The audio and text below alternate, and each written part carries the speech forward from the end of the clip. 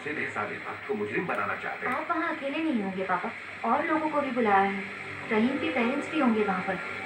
अगर आप नहीं गए तो पुलिस यहाँ आ जाएगी। अगर आपको दांतों में झंझनाहट होती है तो हो सकता है कि आपको मसूड़ों की समस्या है। इन दोनों का ख्याल रखना बहुत जरूरी है। नया सेंसोडाइन सेंसिटिविटी एंड गम, ये एक ड्यूल एक्शन टूथपेस्ट है जो आपको दांतों की झंझनाहट से आराम देता है।